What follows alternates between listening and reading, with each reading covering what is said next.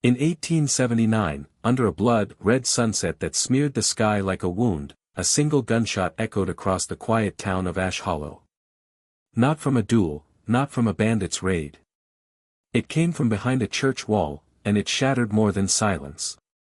It shattered a man's faith. What followed that single shot was not written in history books. Because betrayal in the Wild West wasn't always about money, or land. Sometimes, it was personal. And when trust breaks on the frontier, revenge doesn't ride in quickly. It stalks you. Quiet. Patient. Like a rattler in tall grass, waiting for your step. And that's exactly what happened to Elias Crowe, the cowboy who trusted the wrong man. Elias wasn't a hero. He wasn't a villain either. He was the kind of man the West made by accident: rough hands, quiet eyes, a jaw carved by hard miles. He rode alone, carrying nothing but a worn saddlebag, a rusted colt, and a name that carried whispers in saloons from Dodge to Deadwood that he came to Ash Hollow, a tiny town tucked between two dry rivers, because of one man, Silas Boone. Silas had been his closest friend since their cattle-driving days, back when the two of them broke horses under blistering sun and shared the same campfire stories under a blanket of stars. Silas was all charm, quick with a grin, quicker with a drawl. The kind of man you'd follow into a gunfight, or a lie. The town itself looked peaceful, almost fragile. A row of sun-bleached buildings, a saloon with squeaky doors, a sheriff's office that doubled as a jail, and the church standing proud on the hill, its steeple like a finger accusing the heavens. But underneath that quiet was tension, the kind that sits heavy in the air, the kind that makes dogs bark at nothing. Elias tied his horse to the hitching post and walked into the dust lantern saloon. Smoke curled through the room like lazy ghosts. Piano keys stumbled out a drunk tune. And there, at the center table, sat Silas Boone, boots on the chair, hat tipped back, laughing with a voice loud enough to drown a sermon. When Elias approached, Silas looked up, and for a brief second, his grin faltered. Not much. Just enough for a man like Elias to notice. "Well, I'll be damned," Silas said, standing with arms wide open. "If it ain't Elias Crowe. Thought the desert swallowed you whole." Elias's voice was low. "Takes more than sand to bury me." They embraced, two men bound by shared miles, and secrets. But something about Silas's hug felt different. It didn't linger like old brotherhood. It pressed quick, shallow, like a handshake with a hidden knife. That night, over whiskey and dust-choked air, Silas laid out his offer. "There's a stagecoach comin' through in 2 nights," he said, leaning close. "Carrying enough gold to buy every inch of this town. We take it. Clean. No blood. 50-50. Elias stared at the whiskey swirling in his glass like a slow storm. But Silas had been his brother in all but blood. And brothers don't usually offer knives, at least not to your face. "Why me?" Elias asked. "Because I trust you," Silas replied, smiling like a fox in a henhouse. "Ain't many men I'd ride with on something this big." The word trust hung in the air like a noose. 2 nights later, under a moon that looked sharp enough to cut through lies, Elias and Silas waited in the canyon. The stagecoach rolled in, lanterns flickering like ghost eyes. Their plan was clean: block the road, spook the horses, grab the strongbox, and vanish before the riders could even curse God. But just as Elias swung his rifle toward the coach, the shot rang out. Not from the guards. Not from the coach. Ram behind the rocks, where Silas had told Elias to stand. The bullet tore into Elias's shoulder, spinning him to the ground. The world blurred, dust and firelight swirling like some hellish painting. Through the ringing in his ears, he heard Silas shouting, "He's down. He's down." And then came boots, unfamiliar, heavy, rushing past him. Men grabbed the gold, loaded it onto spare horses, and rode off into the night. Elias lay bleeding in the dirt, watching Silas Boone ride with them, his once brother, his partner, his betrayer. Their eyes met for a split second through the dark. No remorse. No hesitation. Only cold intent. He woke at dawn, half dead, dragged into town by an old preacher who found him at the canyon's edge. The townsfolk whispered that Elias had tried to rob the coach alone and failed. Silas was nowhere to be found. Word was, he'd left town before sunrise with a business opportunity down south. The sheriff didn't bother to question. Town didn't bother to care. And Elias didn't bother to speak. He sat in the corner of that dusty jail cell, blood dried on his shirt, staring at the sunlight bleeding through the bars. His shoulder burned, but not as much as the thought that kept repeating in his head, I trusted him. Weeks passed. His wound healed crooked. His heart didn't.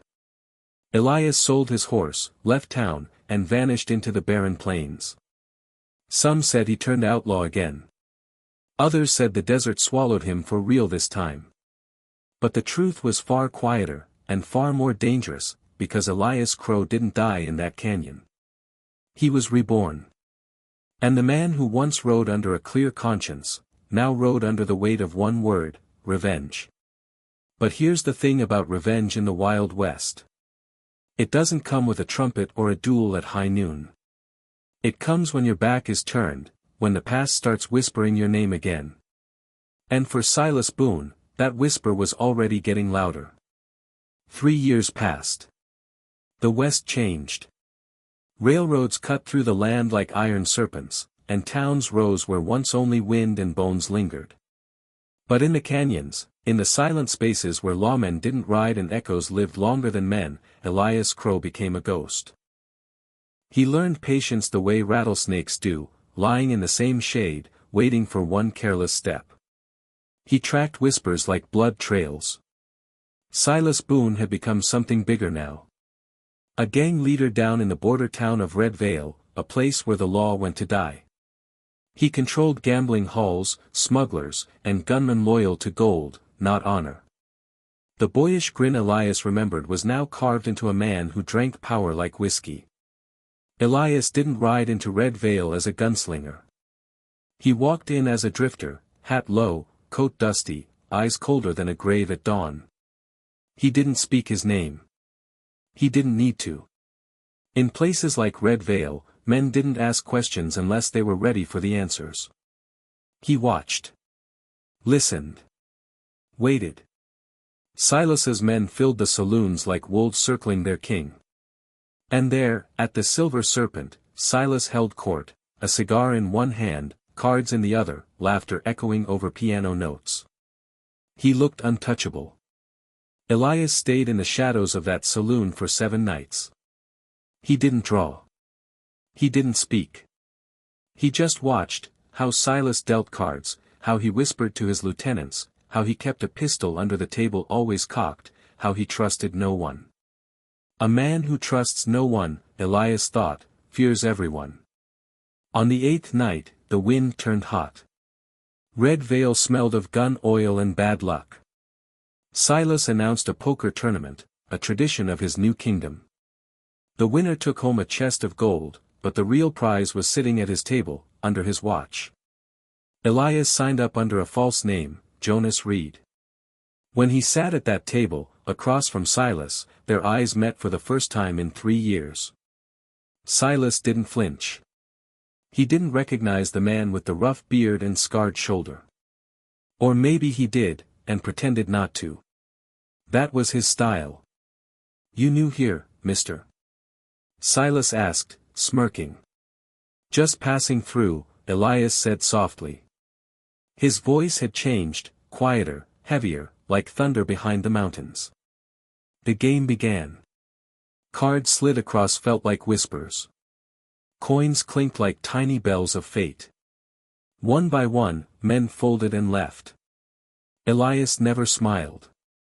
He didn't need to win the gold. He came for something else entirely. By midnight, only 2 men sat at the table, Silas Boone and Jonas Reed. The saloon grew silent, save for the crackling lanterns and the creak of the wind outside. Silas leaned forward, eyes sharp. You got the look of a man who's been somewhere dark, Silas said. Maybe, Elias replied. But I came back. And then. Elias laid down his cards, a royal flush. The room gasped. Silas's grin vanished. His pistol hand twitched under the table, out of habit. And Elias's fingers brushed his coat, where a colt slept in silence. Name? Silas asked finally. Elias lifted his hat just enough for the lantern light to touch his eyes. Crowe, he said. Elias. Crowe. Silas froze. A lifetime fit into a single heartbeat, the canyon, the shot, the betrayal. The gunfight didn't start with a bang. It started with Silas laughing, a dry, broken sound. I knew this day'd come, he whispered. I just didn't think you'd walk through my front door to deliver it. Elias stood slowly. His chair scraped against the floor like a coffin lid. You took everything, he said, voice low. My trust. My blood. My name. Now I'm here to take it back. Silas's men reached for their guns. But Elias wasn't 3 years younger anymore. He wasn't the man bleeding in the dirt. He was a storm. The first shot shattered the lanterns. Darkness swallowed the room. Muzzle flashes bloomed like lightning in a night sky. Screams. Wood splintering. Bullets tearing through smoke. Elias moved like a shadow with teeth. One by one, the wolves fell. Quick. Precise. Silent. Silas fired twice, wild, desperate, but Elias was already circling, like he'd been practicing this moment every night since that canyon. Then came the silence. Just 2 men left breathing. They faced each other in the half-light of burning whiskey on the floor. Silas's gun was empty. Elias's Colt was steady. You could have walked away, Silas rasped. So could you, Elias replied. He didn't shoot fast. He shot once. Slow. Final. The bullet found Silas's heart, the same place his betrayal had found Elias's 3 years earlier. Silas Boone fell back against the card table, his last breath rattling like dice in a cup. When the smoke cleared, Elias Crowe didn't take the gold. He didn't stay to tell the story. He walked out of Red Vale as quietly as he'd entered, disappearing into the night where no law could follow and no preacher could absolve. Because revenge in the Wild West wasn't about justice. It wasn't about making things right. It was about balance, a cold, merciless kind that doesn't care who you were, only what you've become. They say Elias Crowe was last seen riding into a desert storm, coat flapping like a dying flag. Some say he died out there. Others say he became a ghost that haunts the canyons where betrayal was born. But the truth is simpler. He didn't die. He left everything human behind. And in the silence that followed Silas Boone's death, the West learned a truth it would never forget: betrayal doesn't end with a gunshot. It ends with a man becoming the bullet.